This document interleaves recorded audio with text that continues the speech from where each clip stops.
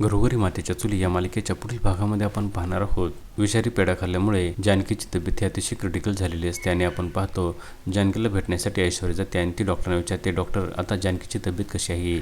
तेव्हा डॉक्टर बोलतात की आता त्यांच्या संपूर्ण रक्ताद्वारे शरीरामध्ये विष पसरलेलं आहे. आता त्यांची तब्येत ही अतिशय नाजूक आहे. आता तुम्ही काही करू शकत नाही. तुम्ही फक्त आता देवाकडे प्रार्थना करू शकता. आणि तेव्हा ऐश्वर्या देखील अतिशय घाबरते आणि ती देवाकडे प्रार्थना करू लागते. तर तिकडे आपण पाहतो जेलमध्ये ऋषिकेश देखील देवाकडे प्रार्थना करत असतो आणि तो बोलतो, देवा मी जे स्वप्न पाहिलेले आहे ते सत्य होऊ देऊ नकोस.